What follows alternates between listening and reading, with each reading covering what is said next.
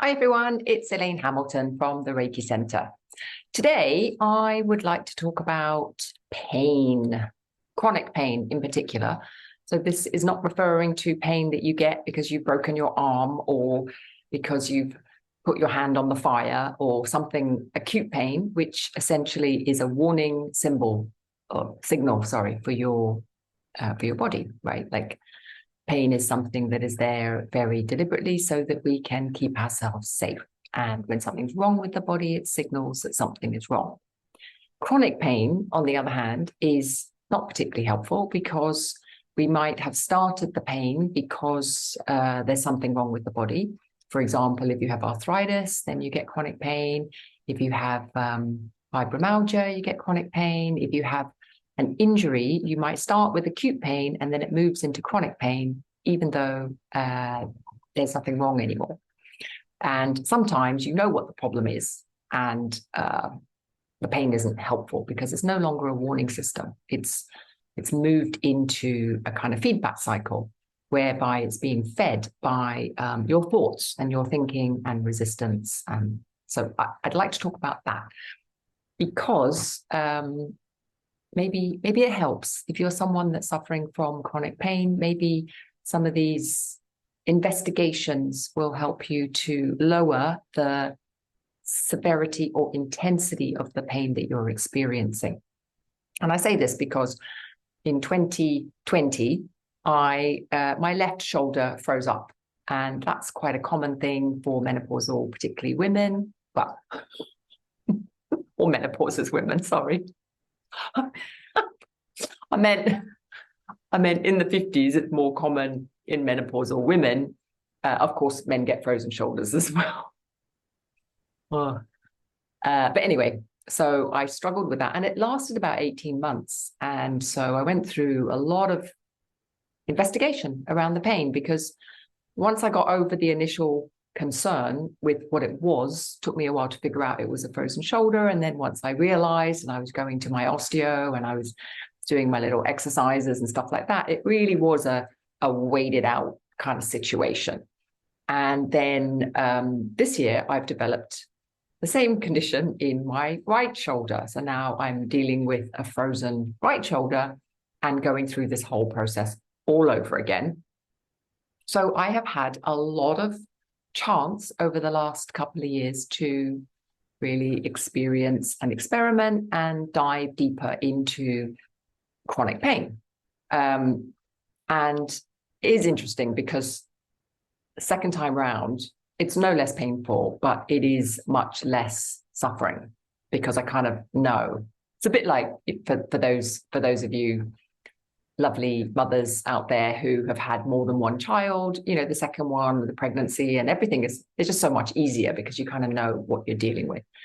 And any similar experience like that, where the first time round is a bit alarming. And then once you settle into it, it's just, you kind of know, you know the territory.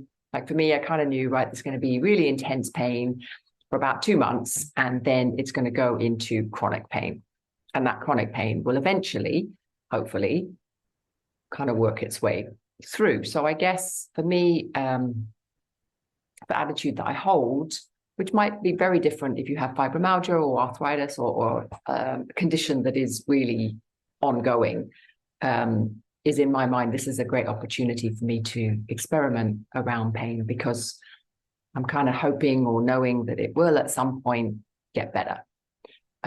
However, what I really want to talk about is this idea of investigating and diving more deeply into the connection of the thinking mind, which creates an overlay of suffering.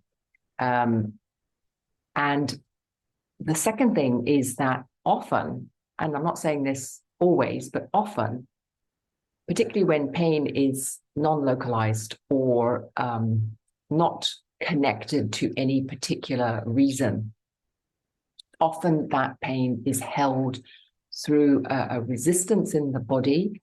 And a lot of people would consider it as part of trauma or part of a lot of stress in the body that over time starts to create these really chronic pain conditions.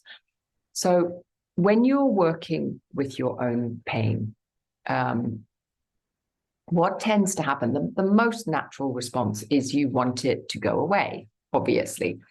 And so you will try and find yourself in a comfortable position. You'll try and stretch it out. You'll try and take painkillers. If you find walking helps, you'll go walking a lot. And all of that stuff, I'm saying, just carry on. Whatever your pain management is, keep doing that. That's absolutely fine. But then for those of you who suffer chronic pain, you know it doesn't get rid of the problem, right? It just helps you bring it down to a manageable level. So at that manageable level, it's an opportunity to come into a meditation with it and just see what's holding is not quite the right word, but just see what's what, just see what's going on. So for example, I wake up in the middle of the night now, several times a night, because I'm lying still, and the shoulder, it does a lot better when I'm moving all day long. It hurts when I overreach or stretch or kind of move it in the wrong direction. But apart from that, movement helps to keep it fluid and supple. And so the pain during the day isn't too bad. But at night, because I'm lying flat and I'm lying still, I get woken up a lot because the pain really starts to amplify.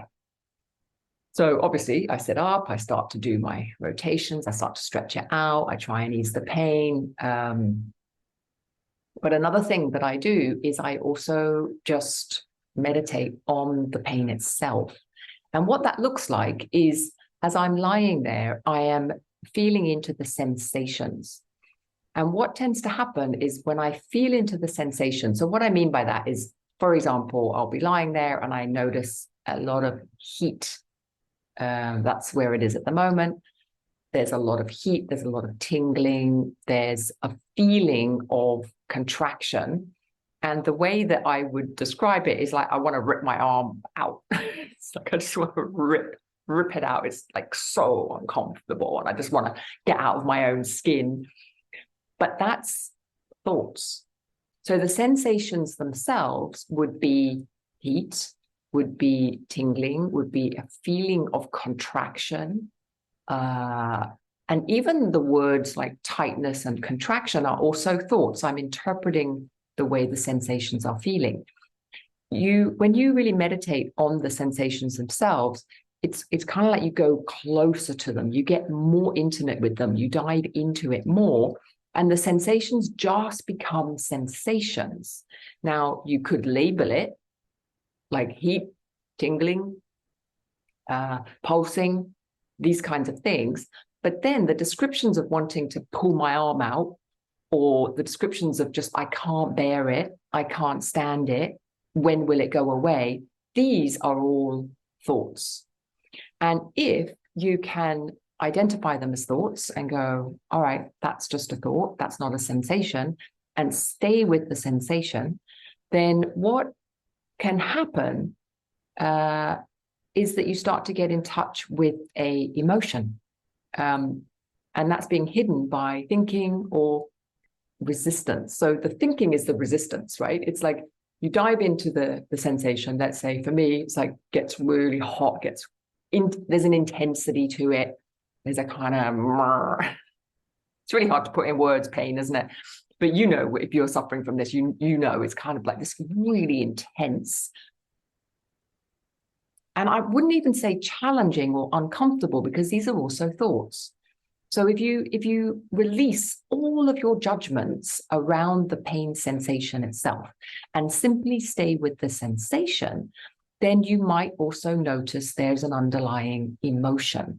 And that emotion could be fear, it could be anger, it could be like a sense of desperation, a despair. And these are just emotions that you would kind of expect to be there, to be honest, but we often overlay it with thoughts so that we don't have to feel the emotion. There is a lot of value in feeling the emotion, because that emotion is the way, I want to say it's it's why the pain is there, because that's not necessarily the case. But certainly it's the resistance that's holding the pain there, shall we say. So the pushing away of difficult emotions will then keep it trapped in the body. And over time, over many decades, perhaps, as you've been repressing these really difficult emotions, and they may have come from childhood, they may have come, you think about every single difficulty you had, and if you weren't really allowed to express it, or you weren't encouraged to express it, then over time, it's going to be layered and compacted down into the body. And then that starts to create all kinds of issues. And things like autoimmune disease, things like IBS, digestive issues. These are kind of signals that your body is out of balance. And that out of balance could well be because of compacted emotional stress, tension, trauma, all these things. Now, I'm not going to say that across the board 100% is like this, but there's a high enough correlation between trauma and stress and a chronic pain or IBS or digestive issues or rheumatoid arthritis or these autoimmune diseases. There's so much connection between a lot of trauma and emotional repression and these diseases manifesting that I think it's safe to say that there's some kind of link. Now, of course, it might not be 100% link, but there's a strong enough link that would warrant an investigation from your viewpoint. Because at the end of the day, if you investigate this over a couple of months and it doesn't change anything, then okay, at least you've tried, you've had a look, you've investigated, see if there's any emotion. And the thing that I want to say is that it's really, really subtle. So when you first start diving into the pain, first of all, there's going to be a resistance even to that. It's going to be, the first thought is going to be, I can't bear it, I can't stand it, I can't do this. And the pain will respond as you do this. It will get more and more and more intense. And all I'm saying is, especially when you know it's chronic pain, which means there's nothing actually wrong, right? I mean, there is something wrong, but it's not like you've broken your arm or you put your hand on a fire. You don't have to do anything. The body is telling you it's inflamed, but whether the pain is there or not, like you take a painkiller and the pain goes away, that's what I'm saying. Like there's nothing actually that you can do or need to do. You don't have to move. You don't have to fix anything. It's just pain. I don't know if that makes sense, but it's like, okay, you're lying in bed and you could be lying in bed in pain, or you could take a painkiller and there's no pain. But ultimately, you're still just lying in bed. You don't have to do anything. Hopefully that makes sense. Because the invitation is that you let go of the belief that something is wrong. In that moment, there's nothing wrong. You're just lying in bed, investigating your pain. Okay, so there's nothing to be frightened of or scared about if you allow yourself to dive into the pain, because you're just lying in bed investigating. Now, just notice the thoughts that start to come up first. So thoughts will come up first and then the emotions. So the thoughts will be things like, I can't bear this, I can't stand this, I can't do this. These are all just thoughts. And those thoughts are in place to stop you investigating. So that's the resistance, right? So you start to hit this layer of investigational resistance that says, don't go there, don't look there. Now, what I'm saying is ignore that, ignore all the danger signs that say, no, do not go, do not enter here, go into it. And then once you've gone into it, just see what else comes up. So notice the thoughts as they come up. So it's okay, right? And you just pay attention. Oh, this thought, and oh, this thought, and oh, I'm stuck with this for the rest of my life. And oh, this is just going to get worse. Oh, I'm doomed. Oh, whatever, And you just keep allowing this to arise. Don't get attached to it. Don't start thinking about it. And then you just see what emotion is underneath all this. And maybe there's grief and maybe there's tears. And when there's tears, really pay attention that if you do start crying, you don't go into a thought cry. So you start crying, and then the thinking starts to come in, like, oh, poor me, or this isn't fair, or what. These are just thought tears. So you want to experience the actual emotion that is trapped in there. And oftentimes, if it is trauma work, then you will start to feel a certain age, often much younger than you are now. And often there'll be a certain feeling around maybe even memories or kind of feelings that, oh, I remember this. It's like, this is what happened when I was 7, or that feeling of compacting in, feeling very vulnerable, feeling very scared, frightened. And all the time reminding yourself, I'm lying in bed now, I'm this age now, I'm safe. I'm just allowing this emotional pain to come up, to be held with a lot of compassion, with a lot of love, a lot of Reiki, and just allowing it to free itself, to come into a certain freedom with it. And if you can do this, it will kind of change and evolve, and you'll be able to hopefully work with the pain. Now, a lot of people have this agenda, oh, if I work with the pain, then it will go away. I think if you have that kind of agenda, you will muddy the purity of it. So if you can experience this and go into this purely for the curiosity of what else is here, what is this pain? What is it about? Like, what's it trying to tell me? What's it trying to release? What's it holding on to? What am I resisting? And these kinds of questions will just help you to investigate the pain without an agenda of getting rid of it. Just to investigate the pain, to be with yourself, to be with the pain, to be with the emotion, if there's any that's underlying it, to see clearly the thought patterns that are contracted and resisting around it, and just to be with the whole picture so that you are understanding what's going on for you. And you may notice that there is a reduction in the amount of suffering and pain that you experience, or you may not. Now, this is not some kind of cure. It's not some kind of promise that it will get better. Not at all. But it's simply a way of opening up another avenue of investigation. And maybe it helps and maybe it doesn't. So I hope that makes sense. I hope that helps some of you. And yeah, if you've got other things that have worked for you around managing chronic pain, then stick it in the comments because it might help somebody else. That'd be really good. And